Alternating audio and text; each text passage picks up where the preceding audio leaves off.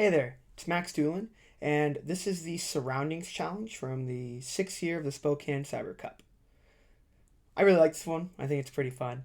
I found a similar issue on a project once where to this, so I thought it'd be fun to make a challenge for it. So the challenge prompt is: sometimes the program is perfectly fine, but there are external factors that break security assumptions. In this program, there is an error case where the random number will be set to 4. Can you make this happen by altering the current system? Hint, what does the ulimit command do? Are there any limits that would affect the running program? So if we go to limit.py, here, we can read the program. First, it tries to call get random function in here. It is reading from dev random, which is random information coming from Linux. And if this fails, it will return 4. The goal of the challenge is to hit this exception statement. Before it calls get random, it opens a bunch of files. That's it. You control how many files you want to read. It creates a random number, and if the random number happens to be 4, which you're not getting a random number 4 from here, I can tell you that. You can get it from here, though. So, let's try it.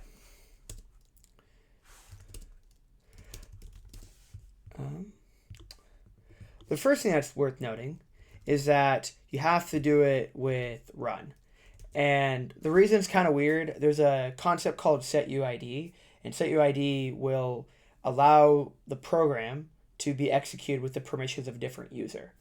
If we do ls-la, we can see this S, and that's what that S, the setUID bit, is actually used for. But you can't put setUID bits, or at least you can, but it won't work, on scripting languages. So Python and Bash, you can't have be setUID. So the way this challenge works is it calls run, and then run calls hit limit. Of course, you can't just do cat flag. That'd be really dumb. So the way you interact with this is by calling run, and you tell it the amount of files you want to read, and you read, 500. It reads the files, and you need to be able to guess what the random number is. Is it 4? Dang it, it's not. Well, we don't know what the random number is, so we have a problem.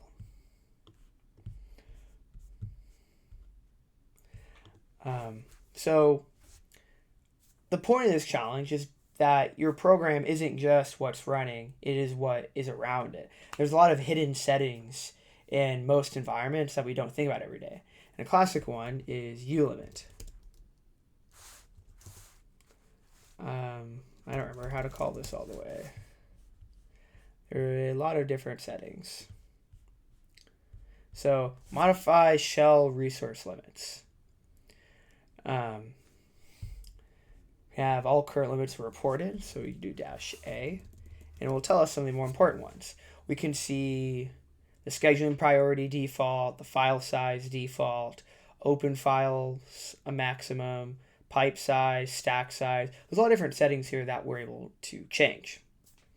And the one that we need to use in order to exploit this is the file limit, because this is technically open a file. In Linux, everything's a file, and it includes things like dev random, which aren't your traditional file that you'd think about. And because we control the amount of files being opened here, we can cause some pretty major havoc. You can use the -n flag to set the ulimit of something.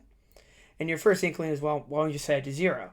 If you set it to 0, program's not going to work. And or you set it to 1 and it won't work. So if you try to do run at this point, you notice it can't even do like the autocomplete anymore. And now like bash fails. So you can't go backwards. I actually have to log out and log back in. But we can do ulimit -n. And after playing around with this, there's different ways you can go about doing this. You can do like, 4. You can try that. and then do run, and then we can do like 1.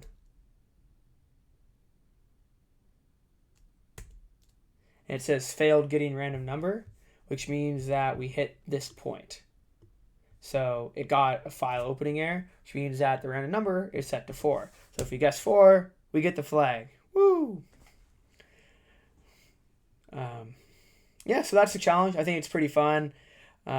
It's really easy once you know what you're looking for, but figuring that out was really hard. I remember trying to do this U-limit CTF challenge, like similar to this once, and it took me like a couple days, but I didn't have good hints like we do for the CTF. So cool. Well, I hope that challenge was fun and you guys learned something. See you in the next one.